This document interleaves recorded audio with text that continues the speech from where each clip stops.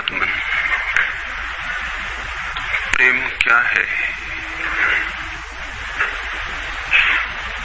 जीना और जानना तो आसान है, लेकिन कहना बहुत कठिन है। जैसे कोई मछली से पूछे कि सागर क्या है, तो मछली कह सकती है ये है सागर, ये रहा, चारों तरफ वही है। लेकिन कोई पूछे कि कहो क्या है, बताओ मत, तो बहुत कठिन हो जाएगा मछली को। आदमी के जीवन में भी जो श्रेष्ठ है, सुंदर है और सत्य है, उसे जिया जा सकता, जाना जा सकता, हुआ जा सकता, लेकिन कहना बहुत मुश्किल है। और दुर्घटना और दुर्भाग्य यह है कि जिसमें जिया जाना चाहिए, जिसमें हुआ जाना चाहिए, उसके संबंध में मनुष्य जाति 5-6 हजार वर्ष से केवल बातें कर रही है। प्रेम की बात चल रही है, प्रेम के गीत गाए जा रहे हैं, प्रेम के भजन गाए जा रहे हैं, और प्रेम का मनुष्य के जीवन में कोई स्थान नहीं है। अगर आदमी के भीतर खोजने जाएं तो प्रेम से ज्यादा असत्य शब्द दूसरा नहीं मिलेगा। और जिन लोगों ने प्रेम को असत्य सिद्ध कर दिया है और जिन्होंने प्रेम की समस्त धाराओं को अवरुद्ध कर दिया है, और बड़ा दुर्भाग्य यह है कि लोग समझते हैं वे ही प्रेम के जन्मदाता भी हैं। धर्म प्रेम की बातें करता है, लेकिन आज तक जिस प्रकार का धर्म मनुष्य जाति के ऊपर दुर्भाग्य की भांति छाया हुआ है, उस धर्म ने ही मनुष्य के जीवन से प्रेम के सारे द्वार बंद कर दिए। और न इस संबंध में पूरब और पश्चिम में कोई फर्क है, न हिंदुस्तान में और न अमेरिका में कोई फर्क है। मनुष्य के जीवन में प्रेम की धारा प्रकट ही नहीं हो पाई, और नहीं हो पाई तो हम दोष देते हैं कि मनुष्य ही बुरा है इसलिए नहीं प्रकट हो पाई। हम दोष देते हैं कि मन ही जहर है इसलिए प्रकट नहीं हो पाई। मन जहर नहीं है, और जो लोग मन को जहर कहते रहे उन्होंने ही प्रेम को जहरीला कर दिया, प्रेम को प्रकट नहीं होने दिया। मन जहर हो कैसे सकता है? इस जगत में कुछ भी जहर नहीं है। परमात्मा के सारे उपक्रम में कुछ भी विष नहीं है, सब अमृत है। लेकिन आदमी ने सारे अमृत को जहर कर लिया है, और इस जहर करने में शिक्षक, साधु संत और तथाकथित धार्मिक लोगों का सबसे ज्यादा हाथ है। इस बात को थोड़ा समझ लेना जरूरी है, क्योंकि अगर ये बात दिखाई न पड़े तो मनुष्य के जीवन में कभी भी प्रेम भविष्य में भी नहीं हो सकेगा। क्योंकि जिन कारणों से प्रेम नहीं पैदा हो सका है, उन्हीं कारणों को हम प्रेम प्रकट करने के आधार और कारण बना रहे हैं।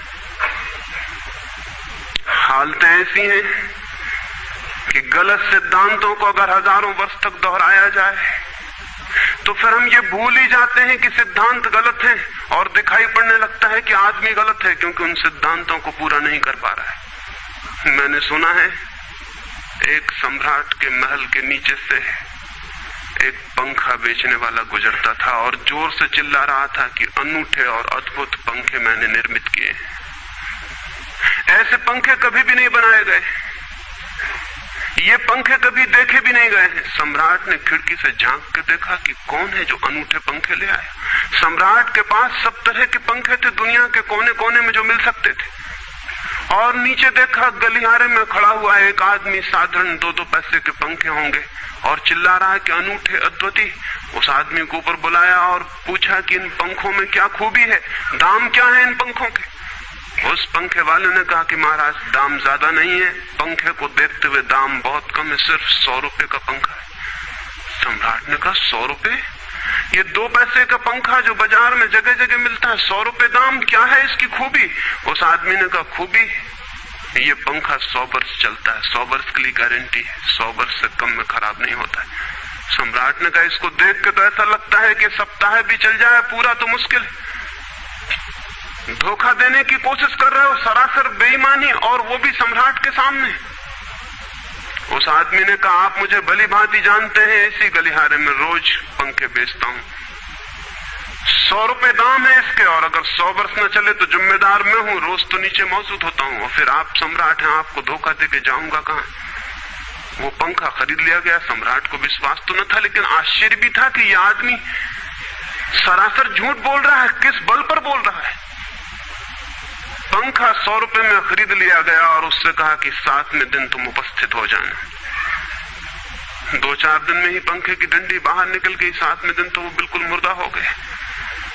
लेकिन सम्राट ने सोचा कि शायद पंखे वाला आएगा नहीं, लेकिन ठीक समय पर 7वें दिन वो पंखे वाला हाजिर हो गया। उसने कहा कहो महाराज। उन्होंने कहा कहना नहीं है, ये पंखा पड़ा हुआ है टूटा हुआ, ये 7 दिन में ये गति हो गई, तुम कहते 100 वर्ष चलेगा। पागल हो या धोखेबाज क्या हो। उस आदमी ने कहा कि मालूम होता है आपको पंखा जलना नहीं आता है, पंखा तो 100 वर्ष चलता ही, पंखा तो गारंटीड है, आप पंखा जलते कैसे थे। सम्राट ने कहा और भी सुनो, अब मुझे ये भी सीखना पड़ेगा कि पंखा कैसे किया जाता है। उस आदमी ने कहा कृपा करके बताइए कि इस पंखे की गति 7 दिन में ऐसी कैसे बना दी आपने, किस भांति पंखा किया। सम्राट ने पंखा उठा के करके दिखाया कि इस भांति मैंने पंखा किया। उस आदमी ने कहा समझ गया, भूल, इस तरह पंखा नहीं किया जाता। सम्राट ने कहा और क्या रास्ता है पंखा जलने का। उस आदमी ने कहा पंखा पकड़िए सामने और सिर को हिलाइए, पंखा 100 वर्ष चलेगा, आप समाप्त हो जाएंगे लेकिन पंखा बचेगा। पंखा गलत नहीं है, आपके जलने का ढंग गलत है। यह आदमी पैदा हुआ है 5-6 हजार या 10,000 वर्ष की संस्कृति का, यह आदमी फल है, लेकिन संस्कृति गलत नहीं है, यह आदमी गलत है। आदमी मरता जा रहा है रोज, और संस्कृति की दुहाई चलती चली जाती है कि महान संस्कृति, महान धर्म, महान सब कुछ, और उसका ये फल है। आदमी उसी संस्कृति से गुजरा है और ये परिणाम है उसका। लेकिन नहीं, आदमी गलत है और आदमी को बदलना चाहिए अपने को। और कोई कहने की हिम्मत नहीं उठाता कि कहीं ऐसा तो नहीं है कि 10,000 वर्षों में जो संस्कृति और धर्म आदमी को प्रेम से नहीं भर पाए, वो संस्कृति और धर्म गलत हो। और अगर 10,000 वर्षों में आदमी प्रेम से नहीं भर पाया, तो आगे कोई संभावना है इसी धर्म और इसी संस्कृति के आधार पर कि आदमी कभी प्रेम से भर जाए। 10,000 वर्षों में जो नहीं हो पाया, वो आगे भी 10,000 वर्षों में होने वाला नहीं है, क्योंकि आदमी यही है, कल भी यही होगा। आदमी हमेशा से यही है और हमेशा यही होगा। और संस्कृति और धर्म जिनके हम नारे दिए चले जाते हैं, संतों और महात्माओं की जिनकी दुहाइयां दिए चले जाते हैं, सोचने के लिए हम तैयार नहीं कि कहीं हमारा बुनियादी चिंतन की दिशा ही तो गलत नहीं है। मैं कहना चाहता हूं कि वो गलत है, और गलत सबूत है ये आदमी। और क्या सबूत होता है? एक बीज को हम बोएं और फल जहरीले और कड़वे हों, तो क्या सब सिद्ध होता है? सिद्ध होता है कि वो बीज जहरीला और कड़वा रहा होगा। हालांकि बीज में पता लगाना मुश्किल है कि उससे जो फल पैदा होंगे वो कड़वे पैदा होंगे। बीज में कुछ खोजबीन नहीं की जा सकती। बीज को तोड़ो फोड़ो, कोई पता नहीं चल सकता कि इससे जो फल पैदा होंगे वो कड़वे होंगे। बीज को बो 100 वर्ष लग जाएंगे, वृक्ष होगा, बड़ा होगा, आकाश में फैलेगा, तब फल आएंगे और तब पता चलेगा कि वे कड़वे। 10,000 वर्ष में संस्कृति और धर्म के जो बीज बोए गए हैं, ये आदमी उसका फल है और ये कड़वा है और घृणा से भरा हुआ है। लेकिन उसी की दुहाई दिए चले जाते हैं हम और सोचते हैं उससे प्रेम हो जाए। मैं आपसे कहना चाहता हूं उससे प्रेम नहीं हो सकता है, क्योंकि प्रेम के पैदा होने की जो बुनियादी संभावना है, धर्मों ने उसकी ही हत्या कर दी है और उसमें ही जहर घोल दिया है। मनुष्य से भी ज्यादा प्रेम पशुओं और पक्षियों में और पौधों में दिखाई पड़ता है, जिनके पास न कोई संस्कृति है न कोई धर्म है। संस्कृत और सुसंस्कृत और सभ्य मनुष्यों की बजाय असभ्य और जंगल के आदमी में ज्यादा प्रेम दिखाई पड़ता है, जिसके पास न कोई विकसित धर्म है, न कोई सभ्यता है, न कोई संस्कृति है। जितना आदमी सभ्य, सुसंस्कृत और तथाकथित धर्मों के प्रभाव में मंदिरों और चर्चों में प्रार्थना करने लगता, उतना ही प्रेम से शून्य क्यों होता चला जाता। जरूर कुछ कारण है, और दो कारणों पर मैं विचार करना चाहता हूं। अगर वे ख्याल में आ जाएं तो प्रेम के अवरुद्ध स्रोत टूट सकते हैं और प्रेम की गंगा बह सकती है। वो हर आदमी के भीतर है, उसे कहीं से लाना नहीं है।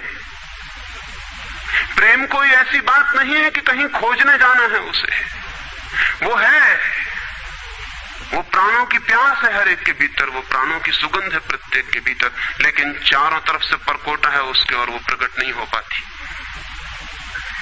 सब तरफ पत्थर की दीवार है और वो झरने नहीं फूट पाते।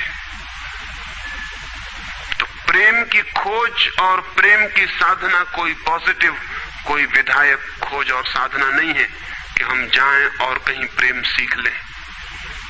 एक मूर्तिकार एक पत्थर को तोड़ रहा था, कोई देखने गया था कि मूर्ति कैसे बनाई जाती है।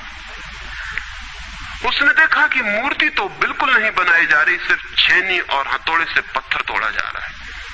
तो उस आदमी ने पूछा कि आप क्या कर रहे हैं, मूर्ति नहीं बनाएंगे? मैं तो मूर्ति का बनना देखने आया हूं, आप तो सिर्फ पत्थर तोड़ रहे हैं।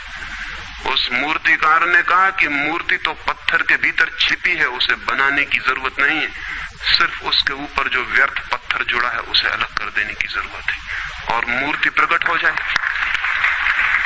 मूर्ति बनाई नहीं जाती, मूर्ति सिर्फ आविष्कृत होती है, डिस्कवर होती है, अनावृत होती है, उगाड़ी जाती है। मनुष्य के भीतर प्रेम छिपा है, सिर्फ उगाड़ने की बात है, उसे पैदा करने का सवाल नहीं है, अनावृत करने की बात है। कुछ है जो हमने ऊपर से ओढ़ा हुआ है जो उसे प्रकट नहीं होने देता। एक चिकित्सक से जाके आप पूछें कि स्वास्थ्य क्या है, और दुनिया का कोई चिकित्सक नहीं बता सकता कि स्वास्थ्य क्या है। बड़े आश्चर्य की बात है, स्वास्थ्य पर ही तो सारा चिकित्सा शास्त्र खड़ा है, सारी मेडिकल साइंस खड़ी है, और कोई नहीं बता सकता कि स्वास्थ्य क्या है। लेकिन चिकित्सक से पूछें कि स्वास्थ्य क्या है, तो वो कहेगा बीमारियों के बाबत हम बता सकते हैं कि बीमारियां क्या हैं, उनके लक्षण हमें पता है, एक एक बीमारी का अलग अलग परिभाषा हमें पता है। स्वास्थ्य का हमें कोई भी पता नहीं है। इतना हम कह सकते हैं कि जब कोई बीमारी नहीं होती तो जो होता है वो स्वास्थ्य है। स्वास्थ्य तो मनुष्य के भीतर छिपा है, इसलिए मनुष्य की परिभाषा के बाहर है।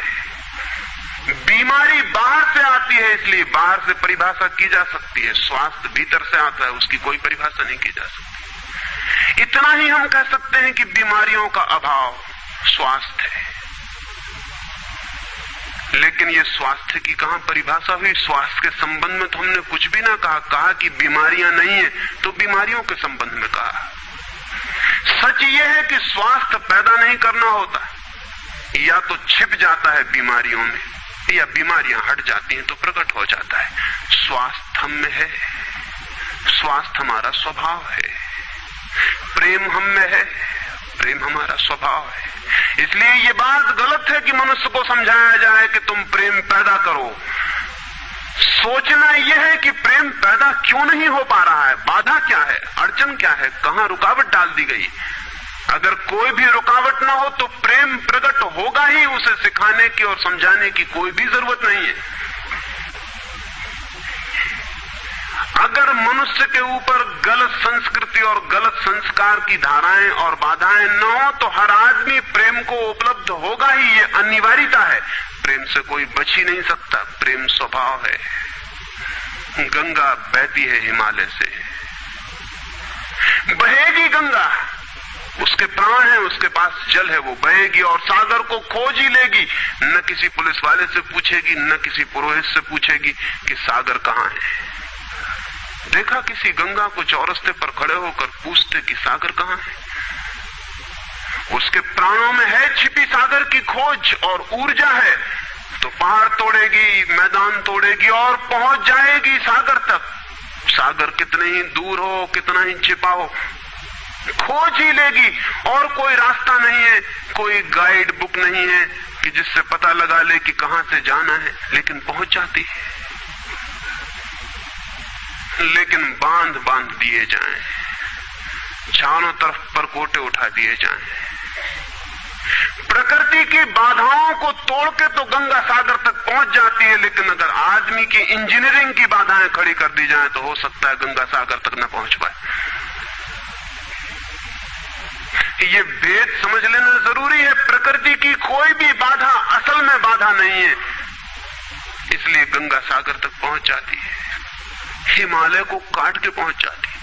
लेकिन अगर आदमी इजाद करे, इंतजाम करे, तो गंगा को सागर तक नहीं भी पहुंचने दे सकता है।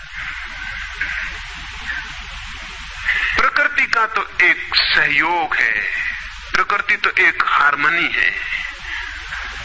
वहां जो बाधा भी दिखाई पड़ती है वो भी शायद शक्ति को जगाने के लिए चुनौती है। वहां जो विरोध भी दिखाई पड़ता है वो भी शायद भीतर प्राणों में जो छिपा है उसे प्रकट करने के लिए बुलावा है। वहां शायद कोई बाधा नहीं है। वहां हम बीज को दबाते हैं जमीन में,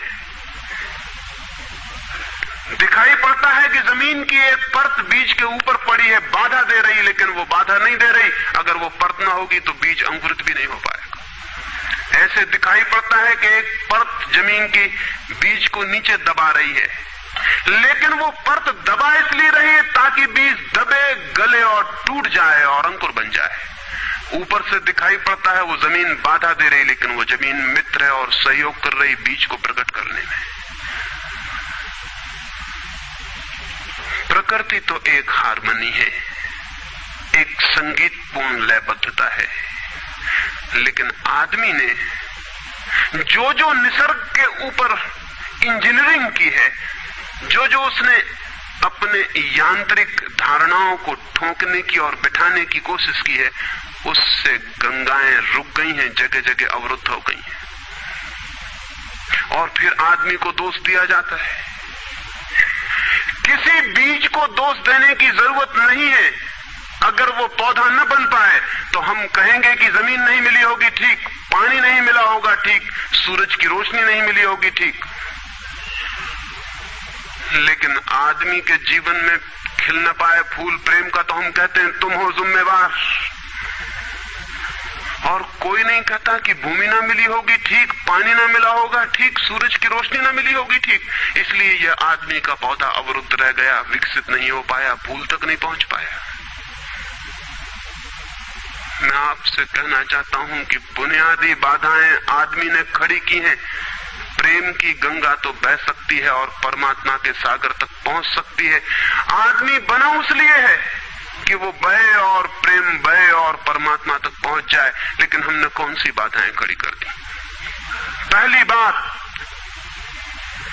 आज तक मनुष्य की सारी संस्कृतियों ने सेक्स का, काम का, वासना का विरोध किया है। इस विरोध ने मनुष्य के भीतर प्रेम के जन्म की संभावना तोड़ दी, नष्ट कर दी। इस निषेध ने, क्योंकि सच्चाई यह है कि प्रेम की सारी यात्रा का प्राथमिक बिंदु काम है, सेक्स है। प्रेम की यात्रा का जन्म गंगोत्री, जहां से गंगा पैदा होगी प्रेम की, वो सेक्स है, वो काम है। और उसके सब दुश्मन है, सारी संस्कृतियां और सारे धर्म और सारे गुरु और सारे महात्मा। तो गंगोत्री पर ही चोट कर दी, वहीं रोक दिया। पाप है काम, अधम है काम, जहर है काम।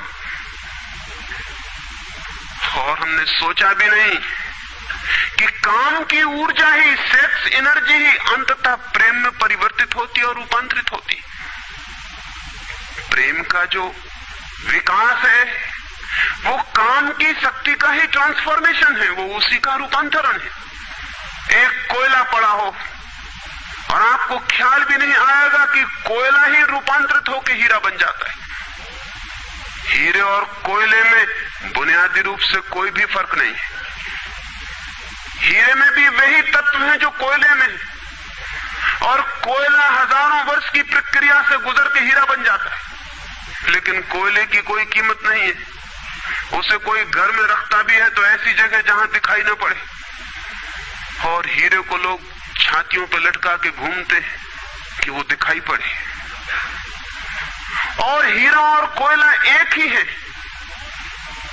लेकिन कोई दिखाई नहीं पड़ता कि इन दोनों के बीच अंतर संबंध है, एक यात्रा है।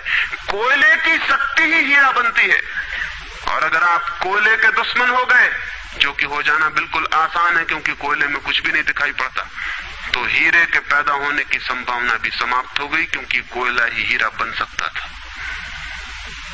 सेक्स की शक्ति ही, काम की शक्ति ही प्रेम बनती है, लेकिन उसके विरोध में सारे दुश्मन हैं उसके, अच्छे आदमी उसके दुश्मन, और उसके विरोध ने प्रेम के अंकुर भी नहीं फूटने दिए, और जमीन से प्रथम से पहली सीढ़ी से नष्ट कर दिया भवन को। फिर वो हीरा नहीं बन पाता कोयला, क्योंकि उसके बनने के लिए जो स्वीकृति चाहिए, जो उसका विकास चाहिए, जो उसको रूपांतरित करने की प्रक्रिया चाहिए, उसका सवाल ही नहीं उठता। जिसके हम दुश्मन हो गए, जिसके हम शत्रु हो गए, जिससे हमारी द्वंद्व की स्थिति बन गई और जिससे हम निरंतर लड़ने लगे, अपनी ही शक्ति से आदमी को लड़ा दिया गया है, सेक्स की शक्ति से आदमी को लड़ा दिया गया है। और शिक्षाएं दी जाती हैं कि द्वंद्व छोड़ना चाहिए, कॉन्फ्लिक्ट छोड़नी चाहिए, लड़ना नहीं चाहिए। और सारी शिक्षाएं बुनियाद में सिखा रही हैं कि लड़ो, मन जहर है तो मन से लड़ो, जहर से तो लड़ना पड़ेगा। सेक्स पाप है तो उससे लड़ो। और ऊपर से कहा जा रहा है कि द्वंद्व छोड़ो। जिन शिक्षाओं के आधार पर मनुष्य द्वंद्व से भर रहा है, वही शिक्षाएं दूसरी तरफ कह रही हैं कि द्वंद्व छोड़ो। एक तरफ आदमी को पागल बनाओ और दूसरी तरफ पागल खाने खोलो कि उनका इलाज करना है। एक तरफ कीटाणु फैलाओ बीमारियों के, और फिर अस्पताल खोलो कि बीमारियों का इलाज यहां किया जाता है। एक बात समझ लेनी जरूरी है संबंध में, मनुष्य कभी भी काम से मुक्त नहीं हो सकेगा। काम उसके जीवन का प्राथमिक बिंदु है, उसी से जन्म होता है। परमात्मा ने काम की शक्ति को ही, सेक्स को ही सृष्टि का मूल बिंदु स्वीकार किया है। और परमात्मा जिसे पाप नहीं समझ रहा, महात्मा उसे पाप बता रहे हैं। अगर परमात्मा उसे पाप समझता है तो परमात्मा से बड़ा पापी इस पृथ्वी पर, इस जगत में, इस विश्व में कोई भी नहीं है। फूल खिला हुआ दिखाई पड़ रहा है, कभी सोचा है कि फूल का खिल जाना भी सेक्सुअल एक्ट है? फूल का खिल जाना भी काम की एक घटना है, वासना की एक घटना है। फूल में है क्या उसके खिल जाने में? उसके खिल जाने में कुछ भी नहीं है। वे बिंदु हैं, पराग के, वीरी के कण हैं, जिन्हें तितलियां उड़ा के दूसरे फूलों पे ले जाएंगी और नया जन्म देंगी। एक मोर नाच रहा है और कवि गीत गा रहे हैं, और संत भी देख के प्रसन्न होंगे, लेकिन उन्हें ख्याल नहीं कि नृत्य एक सेक्सुअल एक्ट है। मोर पुकार रहा है अपनी प्रेयसी को या अपने प्रेमी को, वो नृत्य किसी को रिझाने के लिए। पपीहा गीत गा रहा है, कोयल बोल रही है। एक आदमी जवान हो गया है, एक युवती सुंदर होकर विकसित हो गई है। वो सब की सब सेक्सुअल एनर्जी की अभिव्यक्तियां हैं, वो सब का सब काम का ही रूपांतरण, वो सब का सब काम की ही अभिव्यक्ति, काम की ही अभिव्यंजना है। सारा जीवन, सारी अभिव्यक्ति, सारी फ्लावरिंग काम की है, और उस काम के खिलाफ संस्कृति और धर्म आदमी के मन में जहर डाल रहे हैं, उससे लड़ाने की कोशिश कर रहे हैं। मौलिक शक्ति से मनुष्य को उलझा दिया है लड़ने के लिए, इसलिए मनुष्य दीनहीन, प्रेम से रिक्त और थोथा और नाकुछ हो गया है। काम से लड़ना नहीं है, काम के साथ मैत्री स्थापित करनी है और काम की धारा को और ऊंचाइयों तक ले जाना है।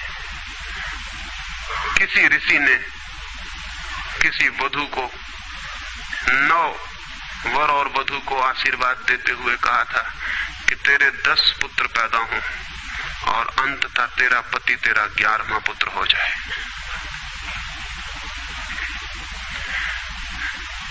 वासना रूपांतरित हो तो पत्नी मां बन सकती है,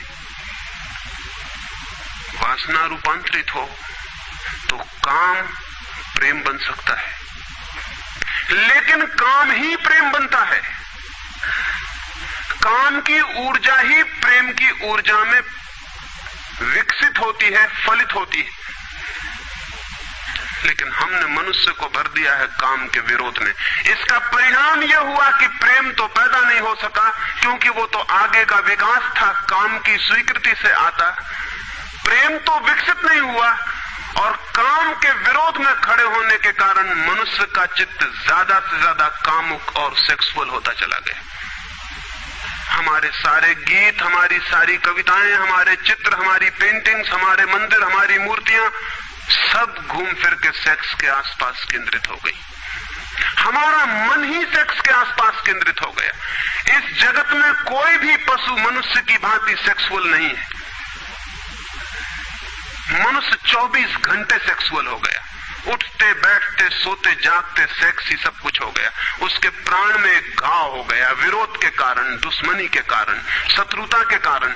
जो जीवन का मूल था उससे मुक्त तो हुआ नहीं जा सकता था, लेकिन उससे लड़ने की चेष्टा में सारा जीवन रुग्ण जरूर हो सकता था, वो रुग्ण हो गया है।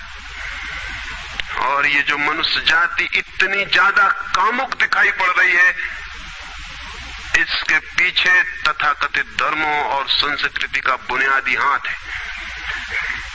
इसके पीछे बुरे लोगों का नहीं, सज्जनों और संतों का हाथ है।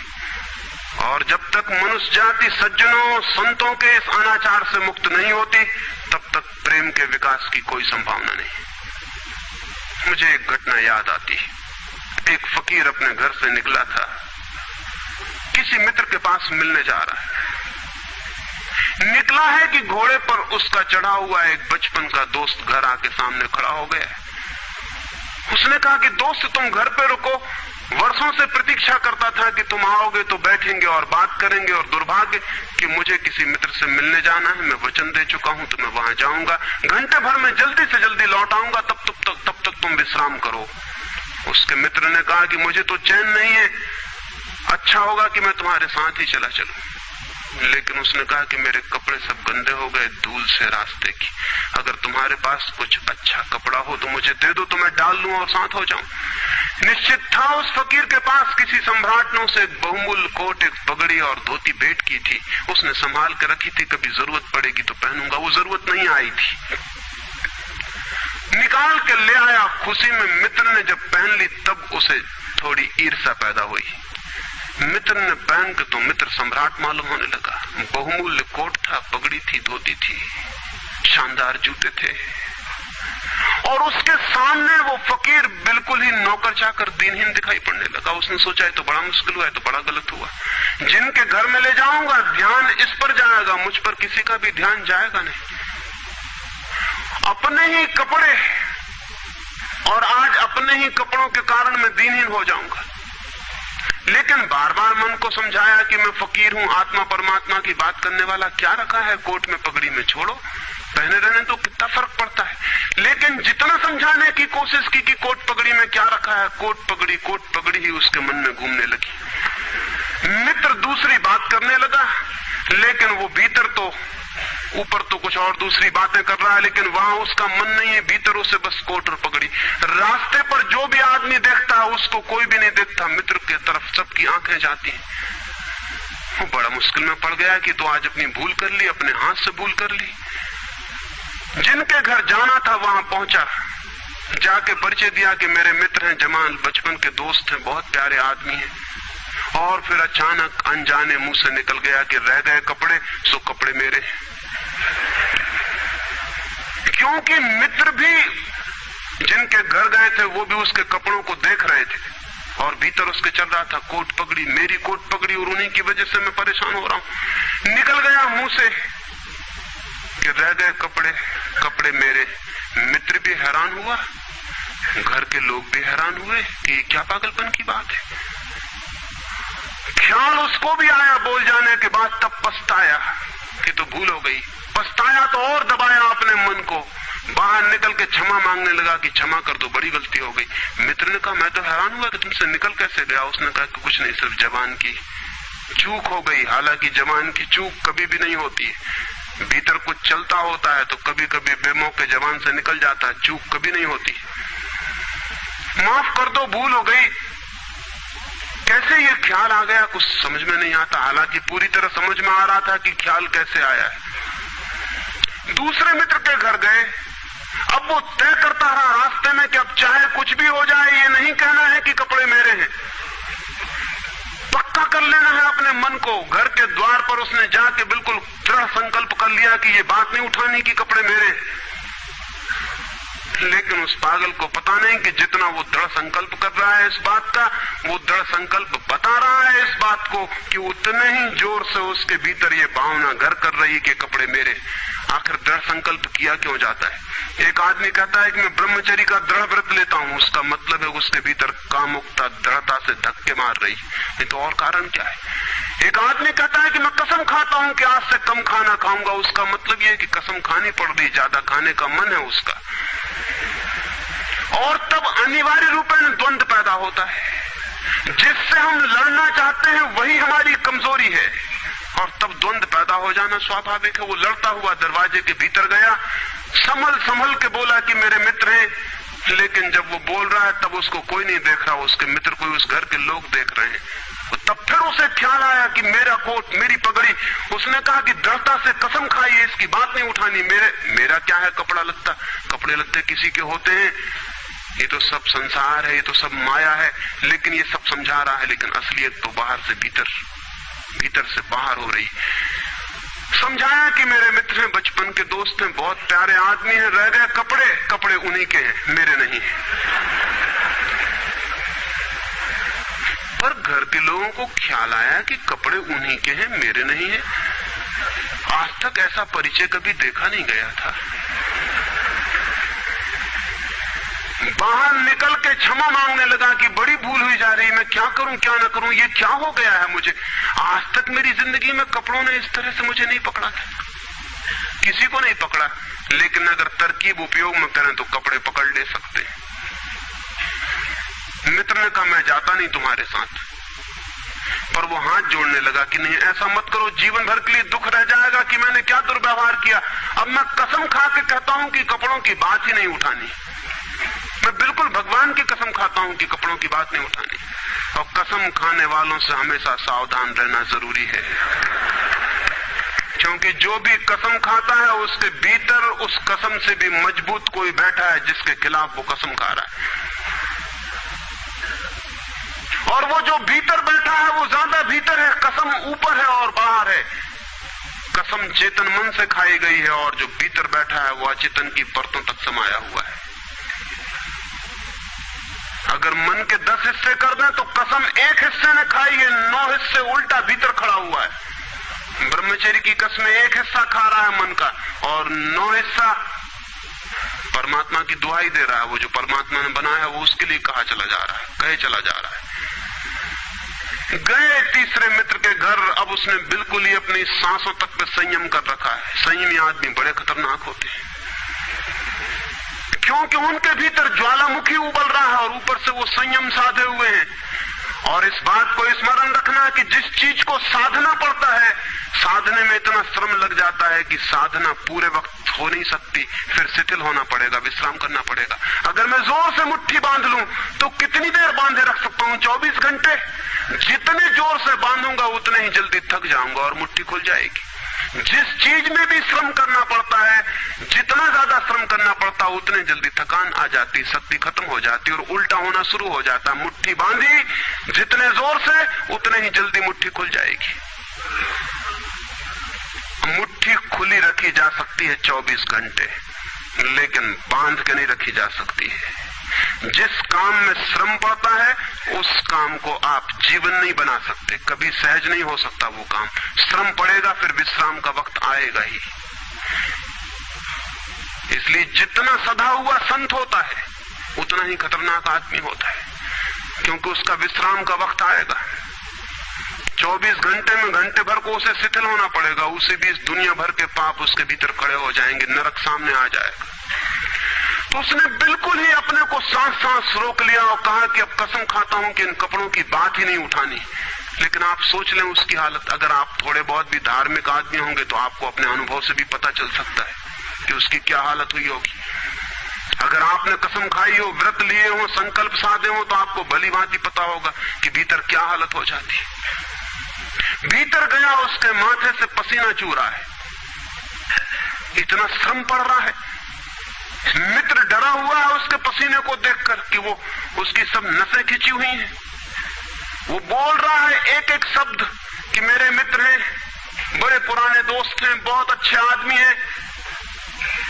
और एक क्षण को वो रुका, जैसे भीतर से कोई जोर का धक्का आया हो और सब बह गया, बाढ़ आ गई और सब बह गया। और उसने कह दिया, रह गए कपड़े की बात, तो मैंने कसम खा ली है कि कपड़े की बात ही नहीं करनी।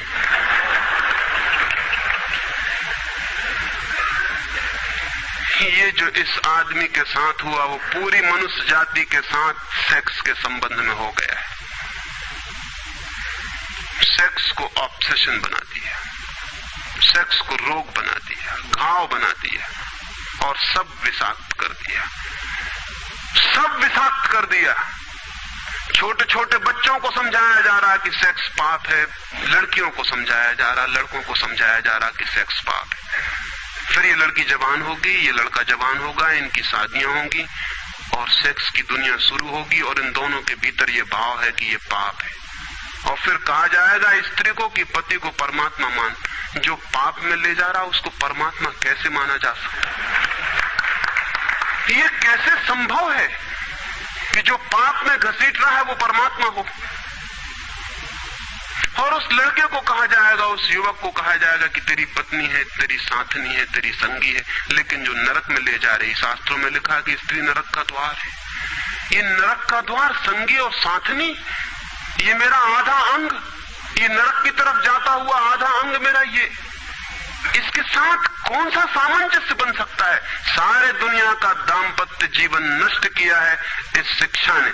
और जब दंपति का जीवन नष्ट हो जाए तो प्रेम की कोई संभावना नहीं रही, क्योंकि जब पति और पत्नी प्रेम न कर सके एक दूसरे को, जो कि अत्यंत सहज और नैसर्गिक प्रेम है, तो फिर कौन और किसको प्रेम कर सकेगा?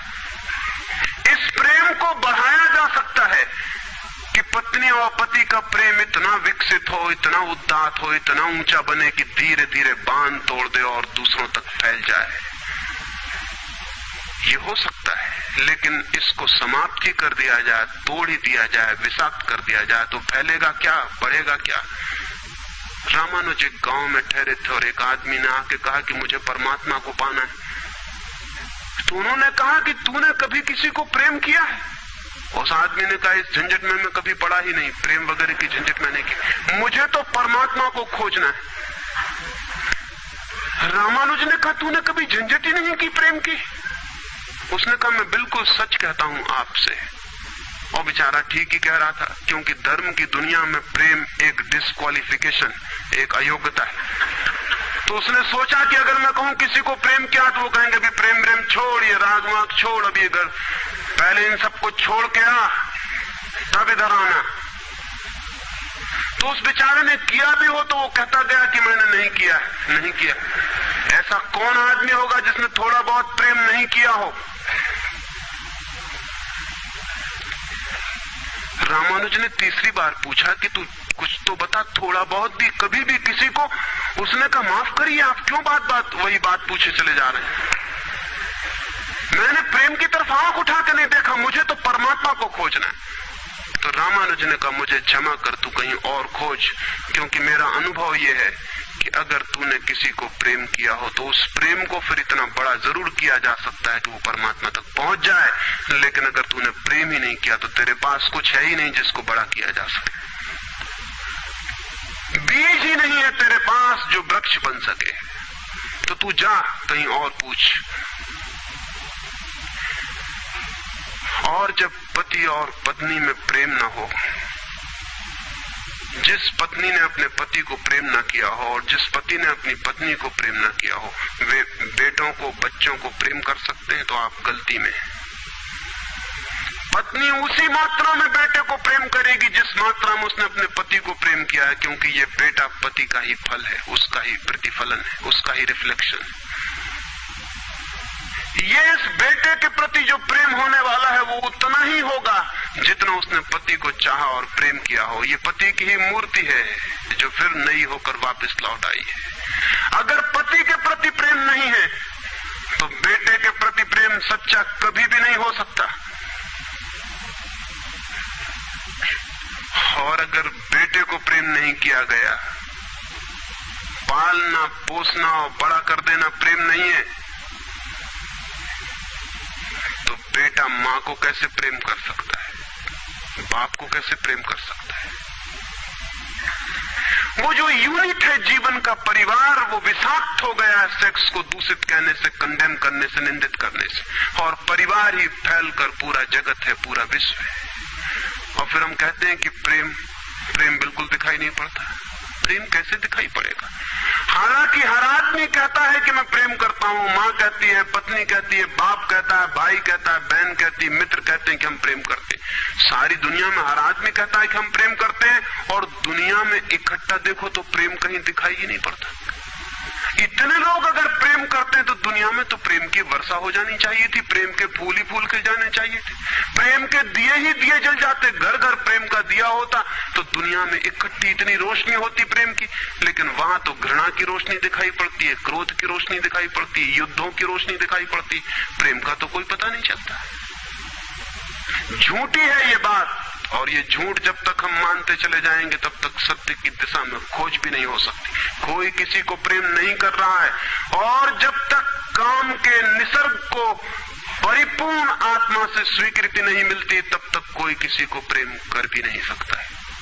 मैं आपसे कहना चाहता हूं कि काम दिव्य है, डिवाइन है। सेक्स की शक्ति परमात्मा की शक्ति है, ईश्वर की शक्ति है। इसीलिए तो उससे ऊर्जा पैदा होती है और नया जीवन विकसित होता है। वही तो सबसे रहस्यपूर्ण शक्ति है, वही तो सबसे ज्यादा मिस्टीरियस फोर्स है। उससे दुश्मनी छोड़ दें। अगर आप चाहते हैं कि कभी आपके जीवन में प्रेम की वर्षा हो जाए, उससे दुश्मनी छोड़ दें, उसे आनंद से स्वीकार करें, उसकी पवित्रता को स्वीकार करें, उसकी धन्यता को स्वीकार करें और खोजें उसमें और गहरे, तो आप हैरान हो जाएंगे। जितनी पवित्रता से काम की स्वीकृति होगी उतना ही काम पवित्र होता चला जाता है, और जितनी अपवित्रता और पाप की दृष्टि से काम से विरोध होगा, काम उतना ही पापपूर्ण और कुरूप होता चला जाता है। जब कोई अपनी पत्नी के पास ऐसे जाए जैसे कोई मंदिर के पास जाता है,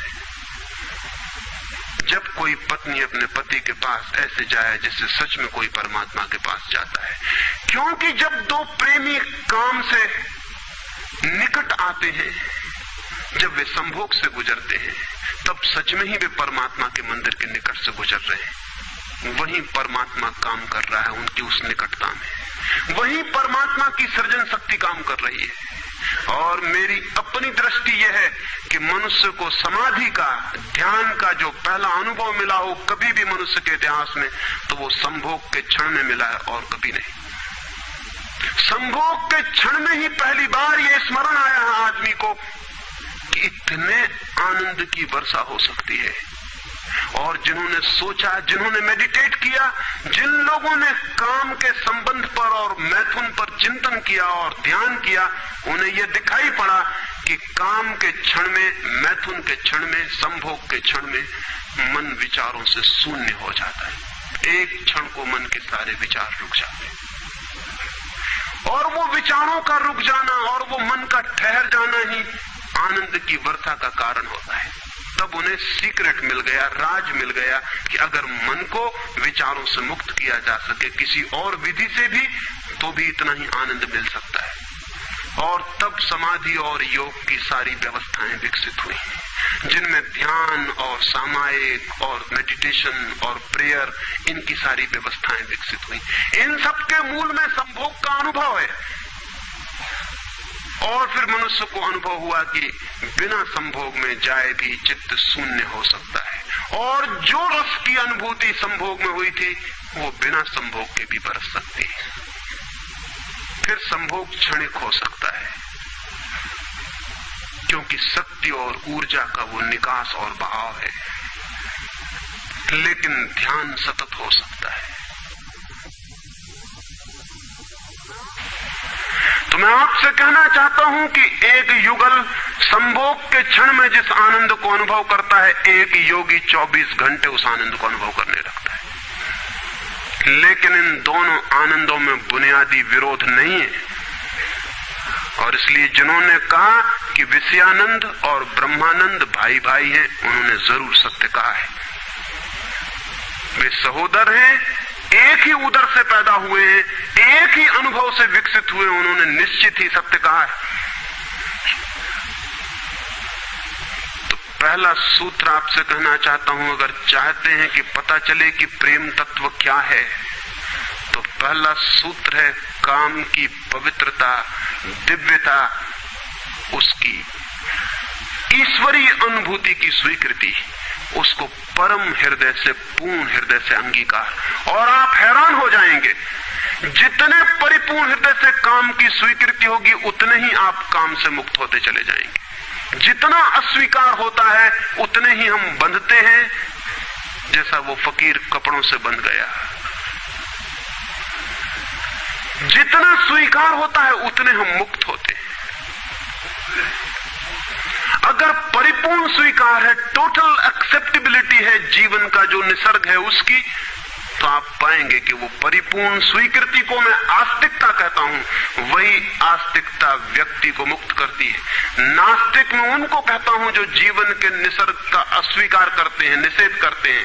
ये बुरा है, ये पाप है, ये विष है, ये छोड़ो, ये छोड़ो, ये छोड़ो। जो छोड़ने की बातें कर रहे हैं वे ही नास्तिक हैं। जीवन जैसा है उसे स्वीकार करो और जियो उसकी परिपूर्णता में। वही परिपूर्णता रोज रोज सीढ़ियां सीढ़ियां ऊपर उठाती जाती, वही स्वीकृति मनुष्य को ऊपर ले जाती। और एक दिन उसके दर्शन होते हैं जिसका काम में पता भी नहीं चलता था। काम अगर कोयला था तो एक दिन हीरा भी प्रकट होता है प्रेम का। तो पहला सूत्र यह है। दूसरा सूत्र आपसे कहना चाहता हूं, और वो दूसरा सूत्र भी संस्कृति ने और आज तक की सभ्यता ने और धर्मों ने हमारे भीतर मजबूत किया है।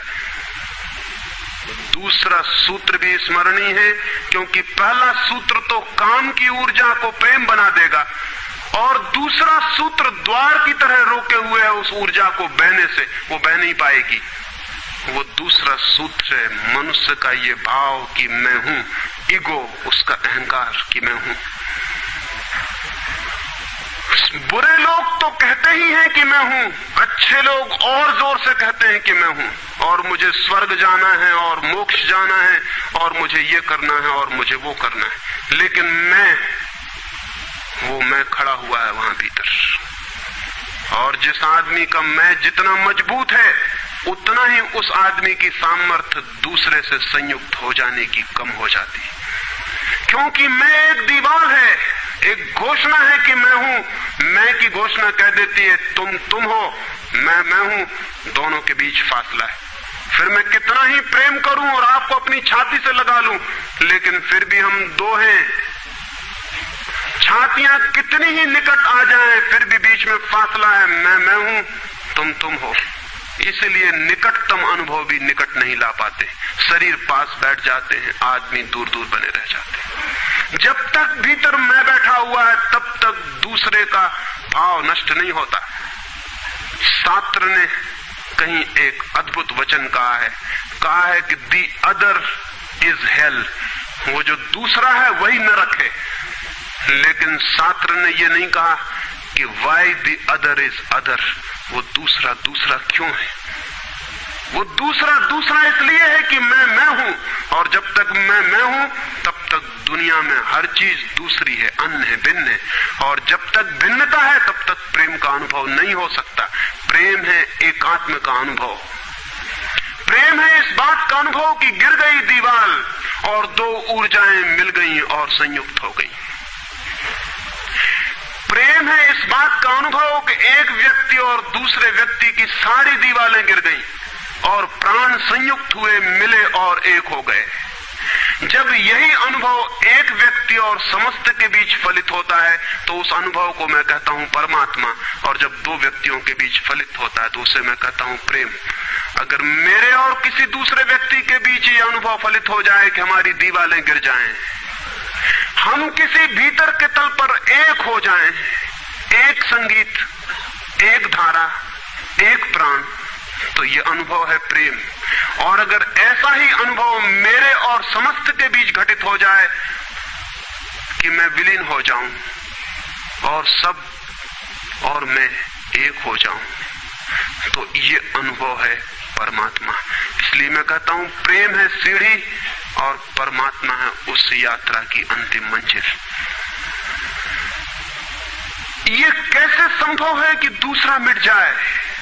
जब तक मैं न मिटूं तब तक दूसरा कैसे मिट सकता है? वो दूसरा पैदा किया है मेरे मैं की प्रतिध्वनि ने।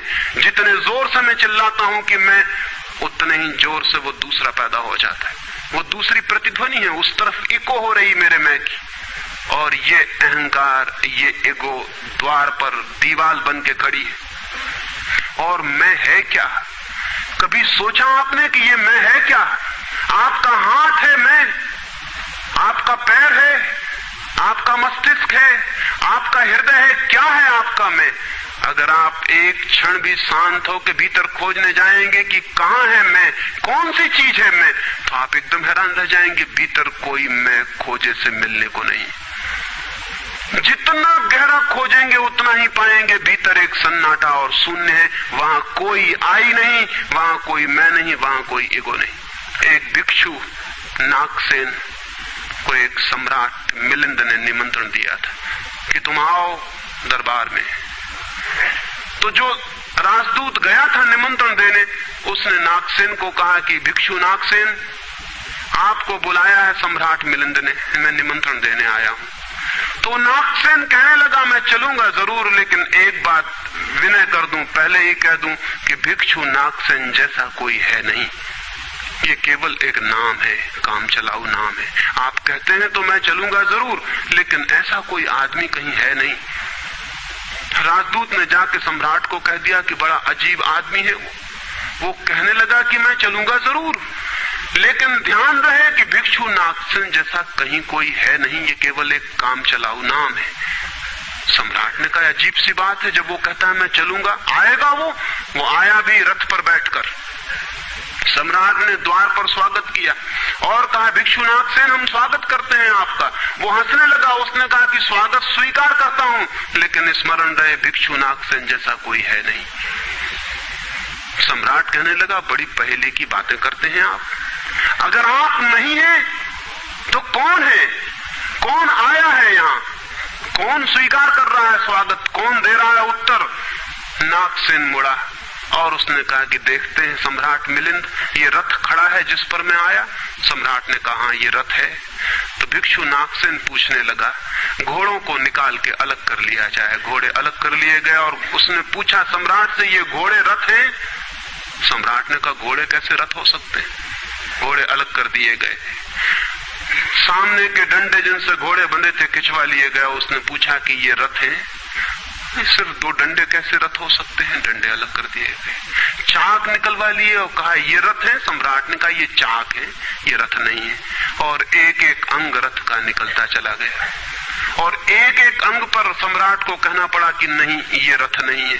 फिर आकर पीछे शून्य बच गया, वहां कुछ भी न बचा। भिक्षु नागसेन पूछने लगा रथ कहां है अब? रथ कहां है अब? और जितनी चीजें मैंने निकाली तुमने कहा ये भी रथ नहीं, ये भी रथ नहीं, ये भी रथ नहीं, अब रथ कहां है? तो सम्राट चौंक के खड़ा रह गया। रथ पीछे बचा भी नहीं था और जो चीजें निकल गई थी उनमें कोई रथ था भी नहीं। तो भिक्षु कहने लगा समझे आप, रथ एक जोड़ था, रथ कुछ चीजों का संग्रह मात्र था। रथ का अपना होना नहीं है कोई, ईगो नहीं है कोई। रथ एक जोड़ है। आप खोजे कहां है आपका मैं, और आप पाएंगे कि अनंत शक्तियों के एक जोड़ है, मैं कहीं भी नहीं है। और एक एक अंग आप सोचते चले जाएं तो एक एक अंग समाप्त होता चला जाता है, फिर पीछे शून्य रह जाता है। उसी शून्य से प्रेम का जन्म होता है, क्योंकि वो शून्य आप नहीं है, वो शून्य परमात्मा है। एक गांव में एक आदमी ने मछलियों की एक दुकान खोली थी, बड़ी दुकान थी। उस गांव में पहली दुकान थी, तो उसने एक बहुत खूबसूरत तख्ती बनवाई और उस पर लिखाया फ्रेश फिश सोल्ड हियर, यहां ताजी मछलियां बेची जाती। पहले दिन दुकान खुली और एक आदमी आया और कहने लगा फ्रेश फिश सोल्ड हियर, ताजी मछलियां, कहीं बासी मछलियां भी बेची जाती हैं? ताजी लिखने की क्या जरूरत? दुकानदार ने सोचा कि बात तो ठीक है, इससे और व्यर्थ बासे का भी ख्याल पैदा होता है। उसने फ्रेश अलग कर दिया, ताजा अलग कर दिया, तख्ती रह गई फिश सोल्ड हियर, मछलियां बेची जाती हैं, मछलियां यहां बेची जाती। दूसरे दिन एक बूढ़ी औरत आई और उसने कहा कि मछलियां यहां बेची जाती हैं, सोल्ड हियर, कहीं और कहीं भी बेचते हो? उस आदमी ने कहा ये हियर बिल्कुल फिजूल है। उसने तख्ती पर एक शब्द और अलग कर दिया, रह गया फिश सोल्ड। तीसरे दिन एक आदमी आया, वो कहने लगा फिश सोल्ड, मछलियां बेची जाती हैं, मुफ्त भी देते हो क्या? आदमी ने कहा ये सोल्ड भी बेकार, उस सोल्ड को भी अलग कर दिया। अब रह गई वहां तख्ती फिश। एक बुढ़ा आया और कहने लगा फिश, अंधे को भी मील भर दूर से बांस मिल जाती है, ये तख्ती काहे के लिए लटकाई हुई है? यहां फिश भी चली गई, खाली तख्ती रह गई वहां। और एक आदमी आया और उसने कहा ये तख्ती किस लिए लगाई है, इससे दुकान पे आड़ पड़ती। वो तख्ती भी चली गई, वहां कुछ भी नहीं रह गया। इलिमिनेशन होता गया, एक एक चीज हटती चली गई, पीछे जो शेष रह गया शून्य। उस शून्य से प्रेम का जन्म होता है, क्योंकि उस शून्य में दूसरे के शून्य से मिलने की क्षमता है। सिर्फ शून्य ही शून्य से मिल सकता है और कोई नहीं। दो शून्य मिल सकते हैं, दो व्यक्ति नहीं, दो इंडिविजुअल नहीं मिल सकते, दो वैक्यूम, दो एम्प्टीनेस मिल सकते हैं, क्योंकि बाधा आप कोई भी नहीं, शून्य की कोई दीवार नहीं होती और हर चीज की दीवार होती है। तो दूसरी बात स्मरणीय है, व्यक्ति जब मिटता है नहीं रह जाता, पाता है कि हूं ही नहीं, जो है वो मैं नहीं हूं, जो है वो सब है। तब द्वार गिरता है, दीवार टूटती है और तब वो गंगा बहती है जो भीतर छिपी है और तैयार है। वो शून्य की प्रतीक्षा कर रही कि कोई शून्य हो जाए तो उससे बह उठूं। हम एक कुआं खोदते हैं, पानी भीतर है, पानी कहीं से लाना नहीं होता, लेकिन बीच में मिट्टी पत्थर पड़े हैं, उनको निकाल के बाहर कर देते हैं। करते क्या है हम? करते हैं हम एक शून्य बनाते हैं, एक खाली जगह बनाते हैं, एक एम्प्टीनेस बनाते हैं। कुआं खोदने का मतलब है खाली जगह बनाना, ताकि खाली जगह में जो भीतर छिपा हुआ पानी है वो प्रकट होने के लिए जगह पा जाए, स्पेस पा जाए। वो भीतर है, उसको जगह चाहिए प्रकट होने को, जगह नहीं मिल रही, भरा हुआ है कुआं मिट्टी पत्थर से। मिट्टी पत्थर हमने अलग कर दिए, वो पानी उबल के बाहर आ गया। आदमी के भीतर प्रेम भरा हुआ है, स्पेस चाहिए, जगह चाहिए जहां वो प्रकट हो जाए। और हम भरे हुए हैं अपने मैं से। हर आदमी चिल्लाया चला जा रहा है मैं, और स्मरण रखें जब तक आपकी आत्मा चिल्लाती है मैं, तब तक आप मिट्टी पत्थर से भरे हुए कुएं हैं। आपके कुएं में प्रेम के झरने नहीं फूटेंगे, नहीं फूट सकते। मैंने सुना है एक बहुत पुराना वृक्ष था, आकाश में सम्राट की तरह उसके हाथ फैले हुए थे। उस पर फूल आते थे तो दूर दूर से पक्षी सुगंध लेने आते, उस पर फल लगते थे तो तितलियां उड़ती। उसकी छाया, उसके फैले हाथ, हवाओं में उसका वो खड़ा रूप आकाश में बड़ा सुंदर था। एक छोटा बच्चा उसकी छाया में रोज खेलने आता था। उस बड़े वृक्ष को उस छोटे बच्चे से प्रेम हो गया। बड़ों को छोटों से प्रेम हो सकता है अगर बड़ों को पता ना हो कि हम बड़े हैं। वृक्ष को कोई पता नहीं था कि मैं बड़ा हूं। ये पता सिर्फ आदमी को होता है, इसलिए उसका प्रेम हो गया। अहंकार हमेशा अपने से बड़ों को प्रेम करने की कोशिश करता है। अहंकार हमेशा अपने से बड़ों से संबंध जोड़ता है। प्रेम के लिए कोई बड़ा छोटा नहीं, जो आ जाए उसी से संबंध जुड़ जाता है। वो एक छोटा सा बच्चा खेलता आता था उस वृक्ष के पास, उस वृक्ष का उससे प्रेम हो गया, लेकिन वृक्ष की शाखाएं ऊपर थी, बच्चा छोटा था, तो वृक्ष अपनी शाखाएं उसके लिए नीचे झुका था ताकि वो फल तोड़ सके, फूल तोड़ सके। प्रेम हमेशा झुकने को राजी है, अहंकार कभी भी झुकने को राजी नहीं। अहंकार के पास जाएंगे तो अहंकार के हाथ और ऊपर उठ जाएंगे ताकि आप उन्हें छू न सके, क्योंकि जिसे छू लिया जाए वो छोटा आदमी है, जिसे न छुआ जा सके, दूर सिंहासन पर दिल्ली में हो, वो आदमी बड़ा आदमी है। वो वृक्ष के शाखाएं नीचे झुकाती जब वो बच्चा खेलता हुआ आता, और जब बच्चा उसके फूल तोड़ लेता तो वृक्ष बहुत खुश होता, उसके प्राण आनंद से भर जाते। प्रेम जब भी कुछ दे पाता है तब खुश हो जाता है, अहंकार जब भी कुछ ले पाता है तभी खुश होता है। फिर वो बच्चा बड़ा होने लगा, वो कभी उसकी छाया में सोता, कभी उसके फल खाता, कभी उसके फूलों का ताज बना के पहनता और जंगल का सम्राट हो जाता है। प्रेम के फूल जिसके पास भी बरसते हैं वही सम्राट हो जाता है, और जहां भी अहंकार गिरता है वहीं सब अंधकार हो जाता है, आदमी दीन और दरिद्र हो जाता है। वो लड़का फूलों का ताज पहनता और नाचता, और वृक्ष बहुत खुश होता, उसके प्राण आनंद से भर जाते, हवाएं सनसनाती और वो गीत गाता। फिर लड़का और बड़ा हुआ, वो वृक्ष के ऊपर भी चढ़ने लगा, उसकी शाखाओं से झूलने भी लगा, वो उसकी शाखाओं पर विश्राम भी करता, और वृक्ष बहुत आनंदित होता। प्रेम आनंदित होता है जब प्रेम किसी के लिए छाया बन जाता है, अहंकार आनंदित होता है जब किसी की छाया छीन लेता है। लेकिन लड़का बड़ा होता चला गया, दिन बढ़ते चले गए। जब लड़का बड़ा हो गया तो उसे और दूसरे काम भी दुनिया में आ गए, महत्वाकांक्षाएं आ गई, उसे परीक्षाएं पास करनी थी, उसे मित्रों को जीतना था। वो फिर कभी कभी आता, कभी नहीं भी आता, लेकिन वृक्ष उसकी प्रतीक्षा करता कि वो आए, वो आए। उसके सारे प्राण पुकारते कि आओ आओ। प्रेम निरंतर प्रतीक्षा करता है कि आओ आओ। प्रेम एक प्रतीक्षा है, एक अवेटिंग है, लेकिन वो कभी आता कभी नहीं आता तो वृक्ष उदास हो जाता है। प्रेम की एक ही उदासी है, जब वो बांट नहीं पाता तो उदास हो जाता है, जब वो दे नहीं पाता तो उदास हो जाता है।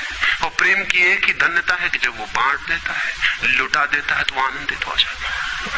फिर लड़का और बड़ा होता चला गया और वृक्ष के पास आने के दिन कम होते चले गए। जो आदमी जितना बड़ा होता चला जाता है, महत्वाकांक्षा के जगत में प्रेम के निकट आने की सुविधा उतनी ही कम होती चली जाती है। उस लड़के की एम्बिशन, महत्वाकांक्षा बढ़ रही थी, कहां वृक्ष, कहां जाना। फिर एक दिन वहां से निकलता था तो वृक्ष ने उसे कहा, सुनो। हवाओं में उसकी आवाज गूंजी कि सुनो, तुम आते नहीं, मैं प्रतीक्षा करता हूं, मैं तुम्हारे लिए प्रतीक्षा राह करता हूं, राह देखता हूं, बाट जोता हूं। उस लड़के ने कहा, क्या है तुम्हारे पास जो मैं आऊं? मुझे रुपए चाहिए। हमेशा अहंकार पूछता है कि क्या है तुम्हारे पास जो मैं आऊं। अहंकार मांगता है कि कुछ हो तो मैं आऊं, न कुछ हो तो आने की कोई जरूरत नहीं। अहंकार एक प्रयोजन है, एक पर्पस है।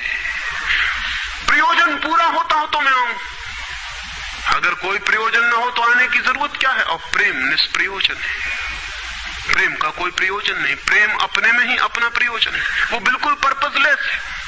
वृक्ष तो चौंक गया, उसने कहा कि तुम तभी आओगे जब मैं कुछ तुम्हें दे सकूं। मैं तुम्हें सब दे सकता हूं, क्योंकि प्रेम कुछ भी रोकना नहीं चाहता। जो रोक ले वो प्रेम नहीं है। अहंकार रोकता है, प्रेम तो बेशर्त दे देता है। लेकिन रुपए मेरे पास नहीं है। ये रुपए तो सिर्फ आदमी की इजाद है, वृक्षों ने ये बीमारी नहीं पाली है। उस वृक्ष ने कहा, इसलिए तो हम इतने आनंदित होते हैं, इतने फूल खिलते हैं, इतने फल लगते हैं, इतनी बड़ी छाया होती है, हम इतना नाचते हैं आकाश में, हम इतने गीत गाते हैं, पक्षी हम पर आते हैं और संगीत का कलरव करते हैं, क्योंकि हमारे पास रुपए नहीं है। जिस दिन हमारे पास भी रुपए हो जाएंगे, हम भी आदमी जैसे दीनहीन मंदिरों में बैठ के सुनेंगे कि शांति कैसे पाई जाए, प्रेम कैसा पाया जाए। नहीं, हमारे पास रुपए नहीं है। तो उसने कहा फिर मैं क्या हूं तुम्हारे पास? जहां रुपए हैं मुझे वहां जाना पड़ेगा, मुझे रुपयों की जरूरत है। अहंकार रुपया मांगता है, क्योंकि रुपया शक्ति है, अहंकार शक्ति मांगता है। उस वृक्ष ने बहुत सोचा, फिर उसे ख्याल आया तो तुम एक काम करो, मेरे सारे फलों को तोड़ के ले जाओ और बेच दो तो शायद रुपए मिल जाए। और उस लड़के को भी ख्याल आया, वो चढ़ा और उसने सारे फल तोड़ डाले, कच्चे भी गिरा डाले, शाखाएं भी टूटी, पत्ते भी टूटे, लेकिन वृक्ष बहुत खुश हुआ, बहुत आनंदित हुआ। टूट के भी प्रेम आनंदित होता है, अहंकार पाके भी आनंदित नहीं होता, पाके भी दुखी होता है। और वो लड़के ने तो धन्यवाद भी नहीं दिया पीछे लौटकर, लेकिन उस वृक्ष को पता भी नहीं चला, उसे तो धन्यवाद मिल गया इसी में कि उसने उसके प्रेम को स्वीकार किया और उसके फलों को ले गया और बाजार में बेचा।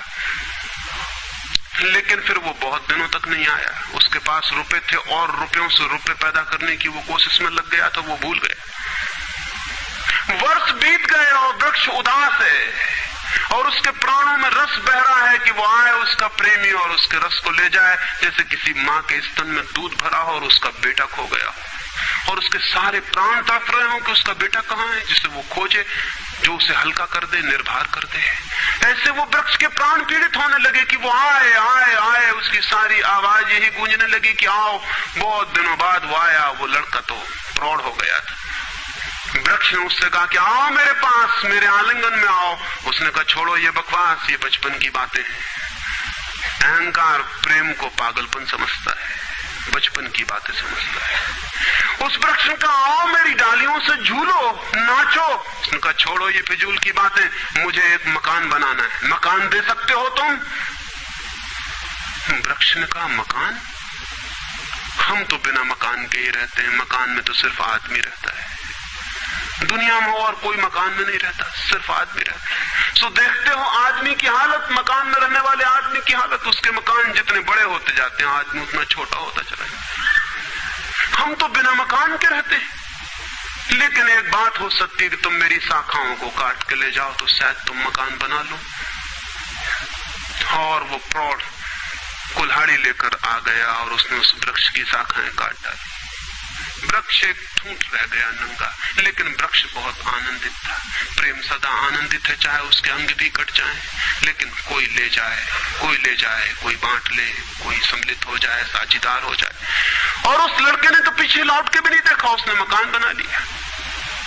और वक्त गुजरता गया, वो ठूंठ रहा देखता, वो चिल्लाना चाहता, लेकिन अब उसके पास पत्ते भी नहीं थे, शाखाएं भी नहीं थी, हवाएं आती और वो बोल भी ना पाता, बुला भी ना पाता। लेकिन उसके प्राणों में तो एक ही गूंज थी कि आओ आओ। और बहुत दिन बीत गए, तब वो बूढ़ा आदमी हो गया था। वो बच्चा वो निकल रहा था पास से, वृक्ष के पास आके खड़ा हो गया। तो वृक्ष ने पूछा क्या कर सकता हूं और मैं तुम्हारे लिए, तुम बहुत दिनों बाद आए। उसने कहा तुम क्या कर सकोगे? मुझे दूर देश जाना है धन कमाने के लिए, मुझे एक नाव की जरूरत है। तो उसने कहा तुम मुझे और काट लो तो मेरी इस पीड़ से नाव बन जाएगी और मैं बहुत धन्य होऊंगा कि मैं तुम्हारी नाव बन सकूं, तुम्हें दूर देश ले जा सकूं। लेकिन तुम जल्दी लौट आना और सकुशल लौट आना, मैं तुम्हारी प्रतीक्षा करूंगा। और उसने आरे से उस वृक्ष को काट डाला। तब वो एक छोटा सा ठूंठ रह गया और वो दूर यात्रा पर निकल गया। और वो ठूंठ भी प्रतीक्षा करता रहा कि वो आए आए, लेकिन अब उसके पास कुछ भी नहीं देने को। शायद वो नहीं आएगा, क्योंकि अहंकार वहीं आता है जहां कुछ पाने को है। अहंकार वहां नहीं जाता जहां कुछ पाने को नहीं। मैं उस ठूंठ के पास एक रात मेहमान हुआ था, तो वो ठूंठ मुझसे बोला कि वो मेरा मित्र अब तक नहीं आया और मुझे बड़ी पीड़ा होती, कहीं नाव डूब ना गई हो, कहीं वो भटक ना गया हो, कहीं किसी दूसरे किनारे पर विदेश में कहीं भूल ना गया हो, कहीं वो डूब ना गया हो, कहीं वो समाप्त ना हो गया हो। एक खबर मुझे भर कोई ला दे, अब मैं मरने के करीब हूँ, एक खबर भर आ जाए कि वो सकुशल है, फिर कोई बात नहीं, फिर सब ठीक है। अब तो मेरे पास देने को कुछ भी नहीं है, इसलिए बुलाऊं भी तो शायद वो नहीं आएगा, क्योंकि वो लेने की ही भाषा समझता है। अहंकार लेने की भाषा समझता है, प्रेम देने की भाषा है। इससे ज्यादा और कुछ मैं नहीं कहूंगा। जीवन एक ऐसा वृक्ष बन जाए और उस वृक्ष की शाखाएं अनंत तक फैल जाएं, सब उसकी छाया में हो और सब तक उसकी बाह फैल जाए, तो पता चल सकता है कि प्रेम क्या है। प्रेम का कोई शास्त्र नहीं है, न कोई परिभाषा है, न प्रेम का कोई सिद्धांत है। तो मैं बहुत हैरानी में था कि क्या कहूंगा आपसे कि प्रेम क्या है, तो बताना मुश्किल है। आके बैठ सकता हूं, अगर मेरी आंखों में दिखाई पड़ जाए तो दिखाई पड़ सकता है, अगर मेरे हाथों में दिखाई पड़ जाए तो दिखाई पड़ सकता है। मैं कह सकता हूं यह है प्रेम, लेकिन प्रेम क्या है?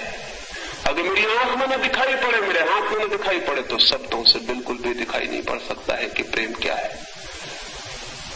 मेरी बातों को इतने प्रेम और शांति से सुना, उससे बहुत बहुत अनुग्रहित हूं और अंत में सबके भीतर बैठे परमात्मा को प्रणाम करता हूं। मेरे प्रणाम स्वीकार।